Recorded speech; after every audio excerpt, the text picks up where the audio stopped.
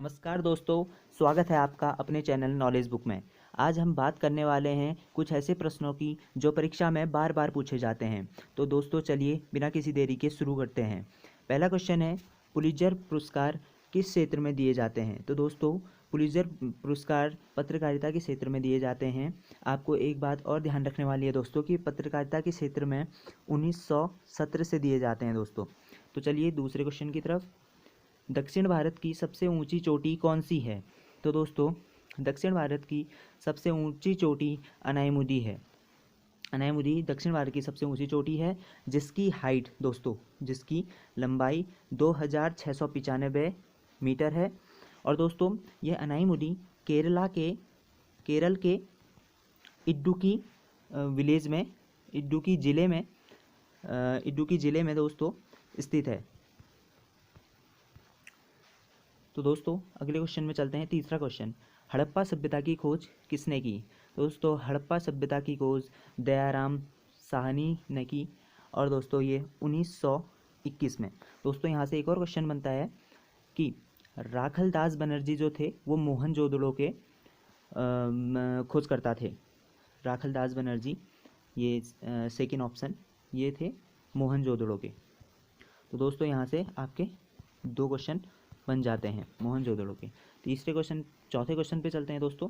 चौथा क्वेश्चन है, सौरमंडल का सबसे ऊंचा पर्वत निक्स ओलंपिया जो माउंट एवरेस्ट से 3 गुना ऊंचा है, किस ग्रह पर स्थित है? तो दोस्तों ये जो निक्स ओलंपिया है ये आपका मंगल ग्रह पे स्थित है दोस्तों। और ये मंगल ग्रह पर जो है ये 24 किलोमीटर की ऊंचाई, मंगल ग्रह की सतह से 24 किलोमीटर की ऊंचाई पर है दोस्तों। और यहाँ से एक बात और ध्यान रखने वाली है दोस्तों, मंगल ग्रह को लाल ग्रह भी कहा जाता है, और यह चौथा प्लेनेट है दोस्तों, फोर्थ प्लेनेट है, जो कि सूर्य से चौथे नंबर पे है। तो चलिए दोस्तों पांचवें क्वेश्चन पे चलते हैं।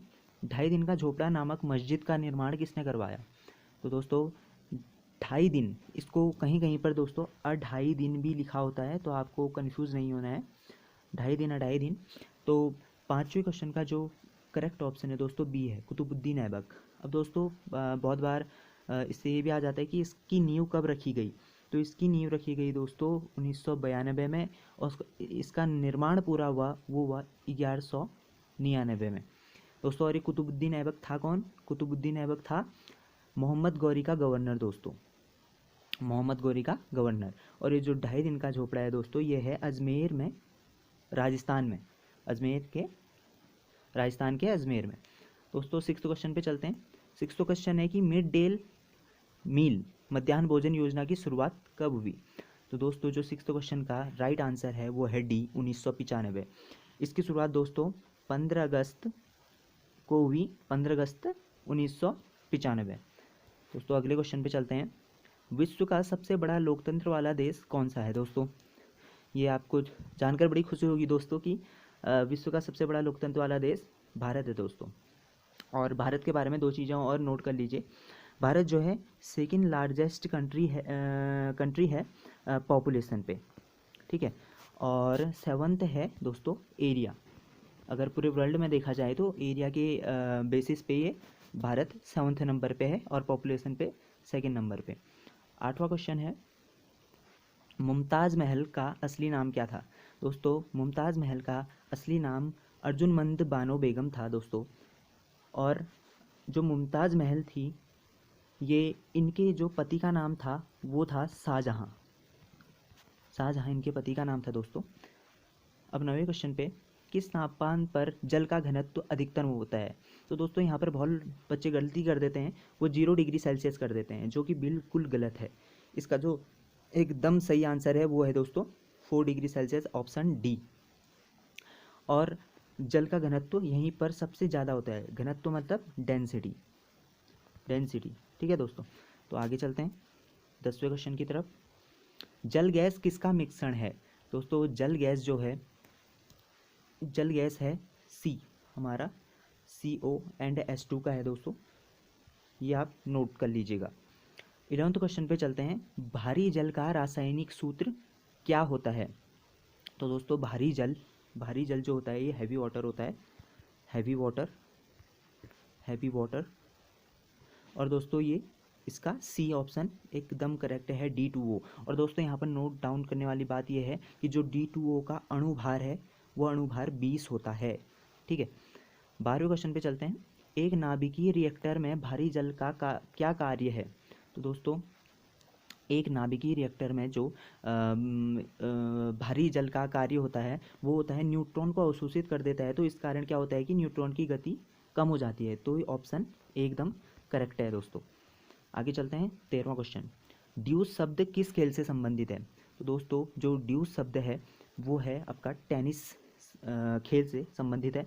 और आपको दोस्तों यहाँ पर एक बात ध्यान रखने वाली ये है कि जो टेनिस है वो किस देश का राष्ट्रीय खेल है? तो टेनिस है दोस्तों वो चीन का राष्ट्रीय खेल है। और दोस्तों जो टेनिस को हम पिंग पोंग भी कहते हैं, तो यहाँ पर आपको कंफ्यूज नहीं होना है कि ये पिंग पोंग क्या है। पिंग पोंग टेनिस का ही दूसरा नाम है दोस्तों, जो कि चीन का राष्ट्रीय खेल है। चलिए अगले क्वेश्चन की तरफ। राज्य का सभापति कौन होता है? तो दोस्तों राज्य का सभापति उपराष्ट्रपति होता है। ठीक है, और उपराष्ट्रपति आप को पता होगा कि हमारे प्रेजेंट में उपराष्ट्रपति कौन है? एम वेंकैया नायडू जी हैं। और क्या कहते हैं, वो हैं 13वें राष्ट्रपति हैं एम वेंकैया नायडू। ठीक है, और 15वें क्वेश्चन पे चलते हैं। दुनिया का सबसे बड़ा नदी द्वीप माजुली द्वीप किस नदी पर स्थित है? तो दोस्तों जो ये माजुली द्वीप है ये है ब्रह्मपुत्र पर। और आपको इसमें 2-3 बातें नोट करने वाली हैं, जो कि जोरहाट ज़िले में है। जोरहाट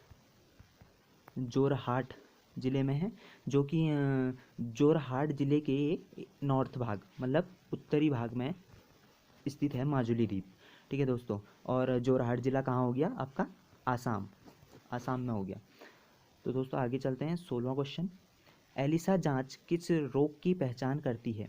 दोस्तों एलिसा जो जांच है वो है एड्स के लिए होती है दोस्तों। ये एलिसा जांच एड्स का पता करती है। तो हम आगे चलते हैं 17वें क्वेश्चन पे। आईएमएफ का मुख्यालय कहाँ है? दोस्तों आईएमएफ का मुख्यालय वॉशिंगटन डीसी में है। और आपको पता होना चाहिए कि आईएमएफ का फुल फॉर्म होता है अंतर्राष्ट्रीय मुद्रा कोष, इंटरनेशनल मॉनेटरी फंड। और दोस्तों यहाँ से एक और क्वेश्चन बनता है कि आईएमएफ की स्थापना कब हुई? तो वो भी दोस्तों 27 दिसंबर 1945। 27 दिसंबर 1945 को दोस्तों आईएमएफ अंतर्राष्ट्रीय मुद्रा कोष की स्थापना हुई। चलिए अगले क्वेश्चन की तरफ। थॉमस कप किस खेल से संबंधित है? दोस्तों जो है थॉमस कप है जो वो है हमारा बैडमिंटन खेल से। तो दोस्तों एक और बात यहाँ पर ये जानने वाली है कि जो बैडमिंटन है वो किस देश का राष्ट्रीय खेल है? तो दोस्तों वो है इंडोनेशिया का राष्ट्रीय खेल। नेशिया का राष्ट्रीय खेल है दोस्तों। और इंडोनेशिया की राजधानी आपको पता होनी चाहिए, जो कि है जकार्ता इंडोनेशिया की राजधानी है। अगले क्वेश्चन की तरफ। 19वां क्वेश्चन है, अर्जुन अवार्ड किस क्षेत्र में दिया जाता है? तो दोस्तों आपको पता होना चाहिए कि ये तो आप ऐसे भी कर सकते हैं कि अर्जुन थे जो तीरंदाजी में आगे थे, तो ये खेल था, ना तो ये संगीत था, ना पत्रकारिता, ना कला। तो ये खेल में दिया जाता है दोस्तों। और अर्जुन खेल है जो कब से दिया जाता है आपको ये भी पता होना चाहिए। जो अर्जुन खेल है वो 1961 से दिया जाता है। तो दोस्तों अगले क्वेश्चन की तरफ। 20वां क्वेश्चन है, दक्षिण भारत की गंगा किस नदी को कहा जाता है? तो दोस्तों दक्षिण भारत की नदी कावेरी को कहा जाता है। यहाँ पर नोट डाउन करना है कि दक्षिण भारत कहा गया है दोस्तों, कई बार गलत कर देते हैं लोग। दक्षिण भारत की कावेरी हो गई। और आपको ये पता होना चाहिए कि कावेरी जो है 805 किलोमीटर लंबाई में, लेंथ इसकी 805 किलोमीटर है। और ये दोस्तों इसका उद्गम स्थल है ब्रह्मगिरी पर्वत।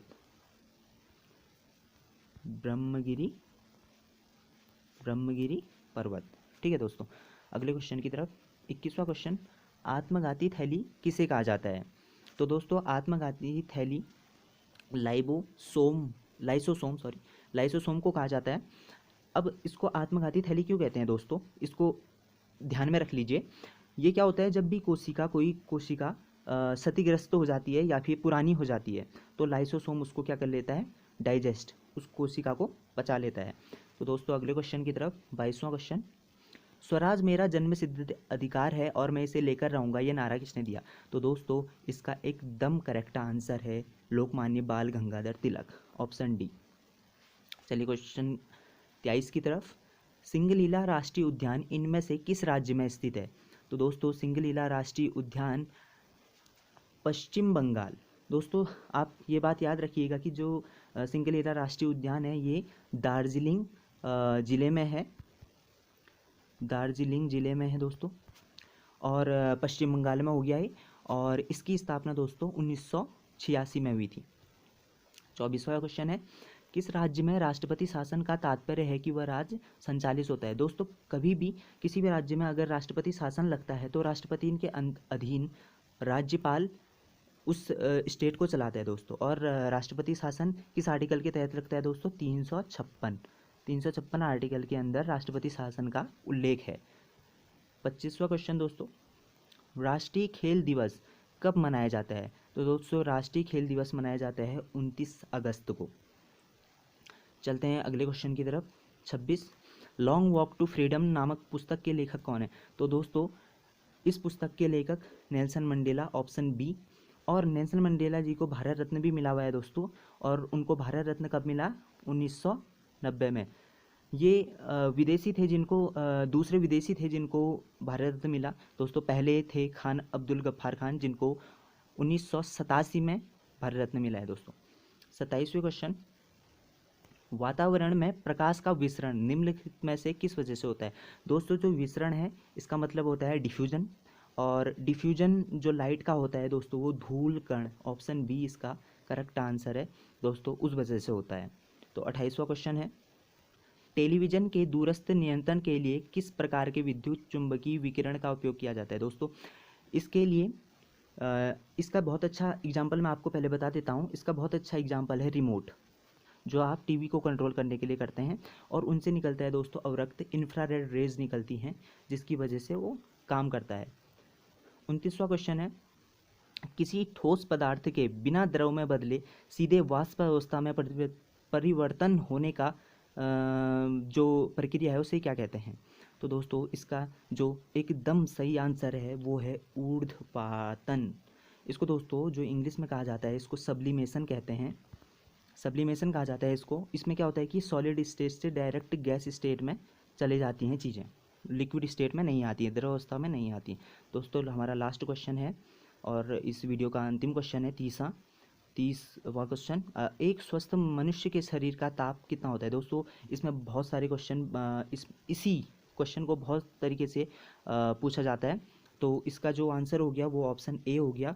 लेकिन अगर आपसे पूछा जाए कि एक स्वस्थ मनुष्य के शरीर का तापमान अलग अलग डिग्री में पूछा जाए, अगर वो सेंटीग्रेड में पूछे, फ़ारेनहाइट में पूछ ले और केल्विन में पूछ ले, तो सेंटीग्रेड में 37 होता है दोस्तों, और फ़ारेनहाइट में आपको याद रखना है 98.6 होता है दोस्तों, और केल्विन में 310.15 होता है दोस्तों। तो दोस्तों ये वीडियो यहीं पर समाप्त होती है।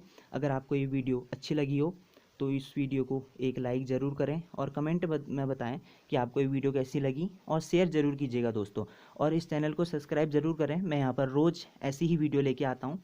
तब तक के लिए दोस्तों धन्यवाद।